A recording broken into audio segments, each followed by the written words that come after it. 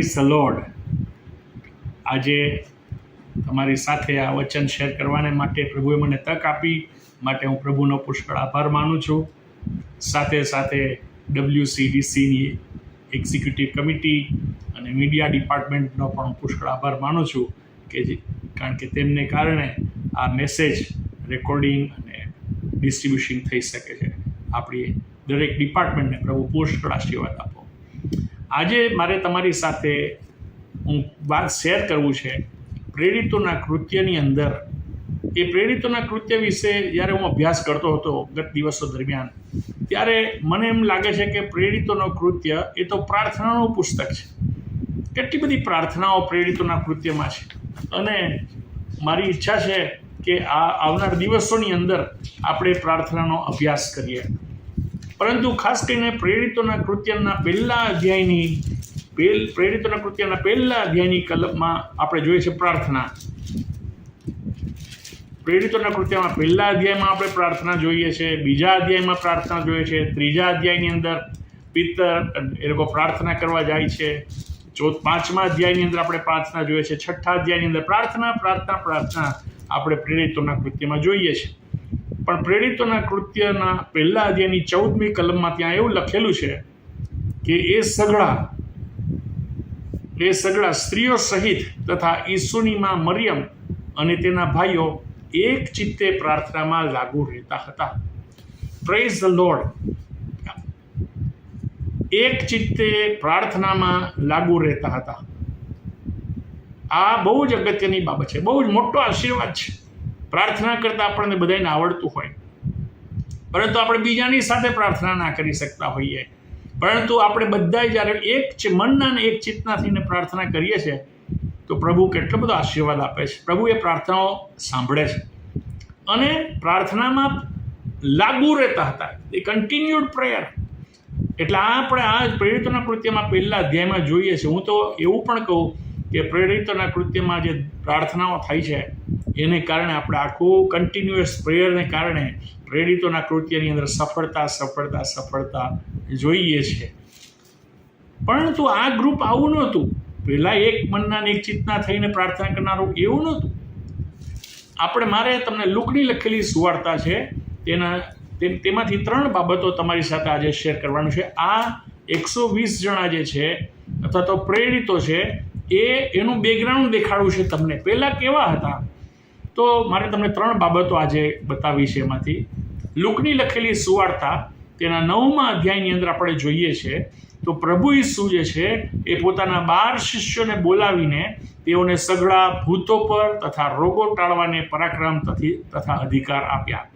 એવું ત્યાં લખેલું છે 9મા અધ્યાયની પહેલી કલમ. વળી દેવનું રાજ્ય પ્રગટ કરવા તથા માંદાઓને સાજા કરવા તેઓને મૂક્યા. પ્રભુ ઈસુ ખ્રિસ્ત અહીંયા લખ્યું છે કે પોતાના 12 શિષ્યોને બોલાવીને તેઓને સઘળા ભૂતો પર તથા રોગો ટાળવાને પરાક્રમ તથા અધિકાર આપ્યા. આ 9મો અધ્યાય કે છે. અને આપણે જોઈએ છે કે ત્યાં લખ્યું છે 10મી કલમની અંદર પ્રેરિતોએ પાછા આવીને તેઓએ જે કર્યું હતું તે કહી સંભળાવ્યું અને એટલા બધા ચમત્કારો થયા. આ 9મા અધ્યાયમાં લખ્યું છે 9મા એ બધું ચમત્કારો એટલા બધા થયા કે હેરોદ રાજા સાંભળીને બહુ ગૂંચવણમાં પડી ગયો કે આપણે આટલા બધા ચમત્કારો કેમ થાય છે, શું થયું છે, એલિયા પાછો ઉઠ્યો છે. પરંતુ મારે તમને કહેવું છે કે પ્રભુ ઈસુ ખ્રિસ્ત આ 9મા અધ્યાયની અંદર શિષ્યોને બોલાવે છે, શિષ્યોને મોકલે છે અને એ લોકો સેવા કરે છે ગામડે. ત્યાર પછી મારું તમારું બીજું ધ્યાન કરવું છે, આમાં 12 શિષ્યોને મોકલે છે. ત્યાર પછી મારે તમારું ધ્યાન ખેંચવું છે 10મા અધ્યાયની અંદર. લુકની લખેલી સુવાર્તા 10મા અધ્યાયની પહેલી કલમ એવું કહે છે, આ બીનાઓ બન્યા પછી પ્રભુએ બીજા 70 શિષ્યોને ઠરાવ્યા અને જે પ્રત્યેક શહેર તથા જગ્યામાં પોતે જવાનો હતો તેઓમાં 2-2ને પોતાની આગળ મોકલ્યા. તેણે તેઓને કહ્યું, એટલે કે પ્રભુ ઈસુએ તેઓને કહ્યું, ફસલ પુષ્કળ છે ખરી પણ મજૂરો થોડા છે. માટે તમે ફસલના ધણીને પ્રાર્થના કરો કે પોતાની ફસલને સારું મજૂરો મોકલે. તો અહીંયા બીજું બેન્ડ આપણે જોઈએ છે 70 જણા. પહેલા 12 હતા, હવે 70 જણા. અને પ્રભુ એ લોકો પણ જાય છે અને આ લુકની લખેલી સુવાર્તા 10મા અધ્યાયની 17મી કલમમાં એવું લખ્યું છે, તે 70 હરખાતા પાછા આવ્યા અને તેઓએ કહ્યું કે પ્રભુ, તારા નામથી ભૂતો પણ અમારે તાબે થાય છે. તેણે તેઓને કહ્યું કે મેં શૈતાનને વીજળીની પેઠે આકાશથી પડેલો જોયો. જુઓ, મેં તમને સર્પો તથા વીછુઓ પર પગ મૂકવાને તથા શત્રુના બધા પરાક્રમ પર અધિકાર આપ્યો છે, અને તમને કશાથી પણ ઈજા થશે નહીં. પરંતુ આત્માઓ તમારે તાબે થયા તેની લીધે હરખાવમાં, પણ તમારા નામ આકાશમાં લખાયા છે તેને લીધે હરખાવો. તો આ બીજું બેન્ડ, પેલા 12 પ્રેરિતો, શિષ્યો, પછી આ 10 જણા એ લોકો જાય. હવે મને એવું થાય છે કે આને હું એવું નામ આપું છું કે આ ગ્રેટ હિલિંગ રિવાઇવલ. એ સમય દરમિયાન બહુ જ મોટી જાગૃતિ, સાજાપણાની જાગૃતિ આપણે જોઈએ છે. પરંતુ અહીંયા આપણે કોઈ પ્રાર્થના વિષય જોતા નથી. પણ મને એમ ખાતરી છે કે આ બધા ચમત્કારોને બધું થયું. શિષ્યોએ તો કઈ પ્રાર્થનાઓ ખબર નહીં કરી છે કે નહીં, પરંતુ ઈસુએ તો 100% પ્રાર્થનાઓ કરી છે. અને ઈસુની પ્રાર્થનાને કારણે ઈસુએ આ શિષ્યોને માટે પ્રાર્થના કરી, ઈસુએ ગામડાના લોકોને માટે પ્રાર્થના કરી, અને તેના કારણે આપણે આ બધું જોઈએ છે. ઇવન 10મા અધ્યાયની 1લી કલમ તો એવું લખે છે, લુકની લખેલી સુવાર્તા, કે પ્રભુએ બીજા 70ને ઠરાવ્યા, અને જે પ્રત્યેક શહેર તથા જગામાં તે પોતે જવાનો હતો ત્યાં તેઓને બબ્બે મોકલ્યા. પ્રભુ ઈસુ જ્યાં પોતે જવાનો હતો, દાખલા તરીકે કોઈ જગ્યાએ હું જવાનો હોઉં તો એ જગ્યાને માટે હું ખૂબ પ્રાર્થના કરું. આ પ્રભુ ઈસુ ખ્રિસ્ત આ ગામડાઓને માટે, કારણ કે પોતે જવાનો હતો. પરંતુ અહીંયા ચેન્જ આવી ગયું. મેં બહુ પ્રાર્થના કરી છે આ ગામડાઓ માટે, તમે જાઓ, હવે તમે લોકો જાઓ, અને પ્રભુ ઈસુ ખ્રિસ્ત મોકલે છે. અને આપણે જોઈએ છે કે ગ્રેટ હિલિંગ રિવાઇવલ. હવે મને આ જો બેન્ડમાં હું હોઉં ને, આ શિષ્યોના ટોળાની અંદર, શિષ્યોના ગ્રુપમાં, તો મને એમ થાય કે આપણે તો કોઈ પ્રાર્થના કરી જ નથી, પણ જો ને કેવા ચમત્કારો થાય છે, કેવા ભૂતો નીકળે છે. આપણે તો પ્રાર્થના કરી નથી, પણ પ્રભુ ઈસુએ, આપણે તો પ્રાર્થના કરવામાં નબળા છીએ, પણ પ્રભુ પ્રાર્થના કરે છે, આ પ્રભુ આપણી સાથે છે, એવા વિચારો આવે. હવે મારે તમને 11મા અધ્યાયમાં લઈ લેવા છે. મેં તમને લુકની લખેલી સુવાર્તા 9મો અધ્યાય દેખાડ્યો, 10મો અધ્યાય દેખાડ્યો, અને 11મો અધ્યાય દેખાડું છું. 11મા અધ્યાયની 1લી કલમ તમારી સાથે શેર કરવા માંગુ છું. તે એક ઠેકાણે પ્રાર્થના, તે એટલે કે પ્રભુ ઈસુ ખ્રિસ્ત, તે એક ઠેકાણે પ્રાર્થના કરતો હતો. તે કરી રહ્યા પછી તેના શિષ્યોમાંના એકે તેને કહ્યું કે પ્રભુ, યોહાને પોતાના શિષ્યોને પ્રાર્થના કરતા શીખવ્યું, તેમ તું પણ અમને શીખવ. જો આ મને લાગે છે કે આ જે એક શિષ્યો હતો, આ બધા લોકો આવ્યા અને એ લોકોને ઓલરેડી હિલિંગ કરેલું છે, ઓલરેડી ભૂતો કાઢેલા છે, ઓલરેડી ચમત્કાર કરેલા છે, પરંતુ એમને ખબર છે કે કઈ જગ્યાએ આપણે નબળા છે. હું આ જગ્યામાં નબળો છું, અમે શિષ્યો નબળા છે. અને એ લોકોએ પોતાની નબળાઈ પારખી લીધી, અને તે લોકો ઈસુની પાસે આવે છે, અને તે લોકો ઈસુને કહે છે કે અમને પ્રાર્થના કરતા તું શીખવ. Praise the lord. હું વિચાર કરતો હતો કે આ બેન્ડની અંદર હું હોઉં, આ શિષ્યોના ટોળામાં, તો હું એવું કરું. આ એક શિષ્ય એવું કહ્યું પ્રભુ ઈસુની પાસે આવી કે તું અમને પ્રાર્થના કરતા શીખવ. શું એ શિષ્ય તમે હોઈ શકો? શું એ હું હોઈ શકું? શું મારામાં એ ભૂખની છે કે હું પ્રભુની પાસે જાઉં અને પ્રાર્થના કરતા શીખવું? ઘણી બધી વખત એવું થઈ જાય કે આપણને એવું થઈ જાય કે મને બધું જ આવડે છે, મને તો પ્રાર્થના કરતાંય આવડે છે, મને પ્રચાર કરતાંય આવડે છે, મને તો બધું જ આવડે છે. પણ વાલાઓ, આપણે જો આવું થાય તો આપણો ડાઉનફોલ થઈ રહ્યો છે. વાલાઓ, દરેક જગ્યાએ, દરેક પરિસ્થિતિ એ જુદી જુદી હોય છે, દરેક લોકો જુદા જુદા હોય છે, અને આપણે પ્રાર્થના કરતાં શીખવું જરૂરી છે. પરંતુ આ પ્રભુ ઈસુ ખ્રિસ્ત, આ શિષ્ય મને બહુ ગમે છે, અને પ્રભુ ઈસુએ એમને પ્રાર્થના કરતાં શીખ્યું. પ્રાર્થના એટલી બધી ઇમ્પોર્ટન્ટ છે, પ્રાર્થના એટલી બધી અગત્યની છે. એ આ કલમમાં હું જોઈને વાંચું છું. યોહાન બાપ્તિસ્મા વિશે હું ખાલી એટલું જ જાણીએ કે યોહાન બાપ્તિસ્મા જ કરતો હતો. પસ્તાવો કરો ને બાપ્તિસ્મા લો, પસ્તાવો કરો ને બાપ્તિસ્મા લો, પસ્તાવો નહીં કર્યો ને બાપ્તિસ્મા, આ જ આપણે જાણતા હતા. પરંતુ આ કલમ આપણને શીખવાડે છે કે યોહાન બાપ્તિસ્માના સિલેબસની અંદર યોહાન બાપ્તિસ્માના સિલેબસની અંદર પ્રાર્થના હતી. Praise the lord. એ પોતાના બધા શિષ્યોને પ્રાર્થના કરાવવાનું શીખવતો હતો, કારણ કે યોહાને પોતાના શિષ્યોને પ્રાર્થના કરતા શીખવ્યું. એવું લખ્યું છે. Praise the lord. વાલાઓ, આપણા સિલેબસમાં પ્રાર્થના એ બહુ જ અગત્યની હોવી જોઈએ.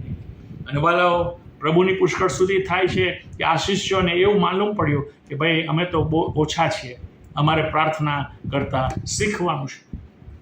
અને આ લોકો, મને લાગે છે કે એ જ શિષ્યો, આ બધા શિષ્યો એ અને બીજા બધા શિષ્યો પ્રેરિતોના કૃત્યના પહેલા અધ્યાયની અંદર આપણે જોઈએ છે કે જેઓએ એક મનના અને એક ચિત્તના થઈને પ્રાર્થના કરી.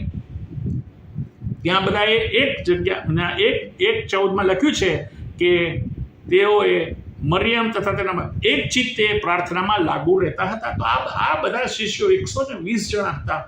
એ 12 અને પેલા 70 અને બીજા અનેક શિષ્યો, અને એ લોકોના ટોળામાંથી જ, એ ગ્રુપમાંથી જ અહીંયા હોવા જોઈએ. હવે પ્રાર્થના કરતા આપણને આવડી જાય, બધું આવડી જાય. પ્રાર્થના કરતા આવડે, પ્રભુ પાસેથી શીખીએ છીએ, પવિત્ર આત્મા પાસેથી શીખીએ છીએ. પરંતુ ખરેખર પ્રાર્થનાના વિચારો કરું, પ્રાર્થનાની ચોપડીઓ વાંચું, પ્રાર્થનાના વિષયોમાં અંડરલાઈન કરીએ, એ બધું તો જુદું. પણ જરૂર શું છે આપણે પ્રાર્થના કરવાની? પ્રાર્થના કરવા બેસીએ ને ત્યારે આપણે પ્રાર્થના કરતા શીખીએ છીએ, કારણ કે પવિત્ર આત્મા આપણને શીખવાડે છે. અને જો આપણે એવું ના કરીએ તો એક એવા માણસના જેવું થયું કે જેને તરતા શીખવું છે અને એ તરવાનું કેવી રીતે શીખવું એના માટે ચોપડીઓ લઈ આવે છે, મેગેઝિન જુએ છે, યુટ્યુબ પર જુએ છે તરવાનું કેવી રીતે શીખવું, અને બધું જ એને આખી થિયરી આવડી જાય છે. પણ એ માણસ ક્યારેય પાણીમાં જતો નથી. વાલાઓ, કદાચ ક્યારેક જાય, પણ કોઈક નદીમાં જઈને થોડા પાણીમાં જઈને છબછબિયા કરીને આવતો રહે. આ માણસ કદી પાણીમાં તરવાનું શીખવાનો નથી, કારણ કે એ પોતે પાણીમાં જતો નથી. આજે મારી પ્રાર્થના છે કે આપણે બધા જ પ્રાર્થના કરીએ. હવે એક વખત એવો આવ્યો, પ્રભુ ઈસુ ખ્રિસ્ત જ્યારે વધસ્તંભ પર જવાનો હતો ત્યારે એણે શિષ્યોને સાથે લઈ ગયો. એણે પ્રાર્થના કરતા શીખવ્યું છે. શિષ્યોએ પ્રભુને પ્રાર્થના કરતા જોયો છે, અને પ્રભુ ઈસુ ખ્રિસ્ત એ શિષ્યોને લઈને જાય છે. છેલ્લી પ્રાર્થના શિષ્યોની સાથે. પરંતુ આ શિષ્યો બધું જાણવા છતાં એ પ્રાર્થના કરતા નથી. ઊંઘ તેમના પર રાજ કરે છે. વાલો, અને આ શિષ્યો પ્રાર્થના કરતા નથી. પ્રાર્થના કરનાર પ્રભુ છે, પ્રભુની હાજરી છે પ્રાર્થના કરનાર, પણ આ શિષ્યો પ્રાર્થના કરતા નથી. મને એવું થાય છે કે જો આ શિષ્યોએ પ્રાર્થના કરી હોત તો શું થયું હોત? ચોક્કસ એ લોકોની અંદર જે પેલો ભયનો આત્મા પેઠો ને પ્રભુ ઈસુ ખ્રિસ્તના મરણ પછી, એ ના પેટો હોત.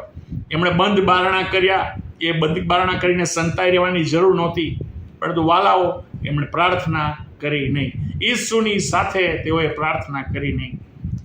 પરંતુ પ્રભુની પુષ્કળ સ્તુતિ થાવ કે પ્રભુ ઈસુ ખ્રિસ્ત 3 દિવસ પછી પુનરુત્થાન પામ્યા અને સીધા શિષ્યોની પાસે આવે છે અને કહે છે તમને શાંતિ થાવ. અને ત્યાર પછી 40 દિવસ સુધી પ્રભુ એમને દર્શન આપે છે, શીખવે છે. અને આ છેલ્લી 40 દિવસ પ્રભુની સાથેની સંગત, એની અંદર આ શિષ્યોએ ઘણી બધી બાબતો ફરી પાછા ઊભા થઈ ગયા, પ્રાર્થનાની નબળાઈઓ. અને એ 40 દિવસની સંગત પછી આપણે જોઈએ છે કે આ પ્રેરિતોના કૃત્યની અંદર, એના પહેલા અધ્યાયની અંદર આ શિષ્યો જે છે એ એક મનના અને એક ચિત્તના પ્રાર્થના કરતા શીખી જાય છે. જ્યાં સુધી આપણે એક મનના અને એક ચિત્તના પ્રાર્થના કરતા હવે શીખતા નથી, તો ત્યાં સુધી આપણે ઇતિહાસ બદલી શકતા નથી, આપણે પોતાનું જીવન બદલી શકતા નથી, આપણે સુવાર્તા પ્રચાર કરી શકતા નથી, આપણી પાસે સામર્થ્ય નથી. મંડળીની એક મનમાં કરેલી અને એક ચિત્તે કરેલી પ્રાર્થના બહુ જ અગત્યની છે. મારી પ્રાર્થના છે કે આવનાર દિવસોની અંદર આપણે આ પ્રાર્થના સંબંધી વધારે અભ્યાસ કરીએ. અને હું તો પ્રેયર રિવાઇવલ માગું છું. પ્રભુ મને એક રિવાઇવલ આપો, prayer revival, personal prayer revival. પ્રભુ મંડળીમાં પ્રેયર રિવાઇવલ આપો.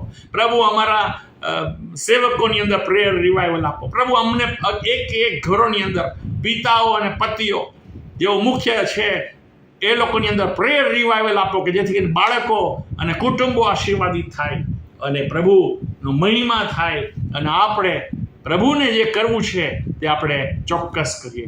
આ વચનથી હું તમને પ્રભુનો આશીર્વાદ આપું છું. પ્રભુ તમને આજે પુષ્કળ આશીર્વાદ આપો. ફરીથી તેઓ એ સગડા એક ચિત્તે પ્રાર્થનામાં લાગુ રહેતા હતા.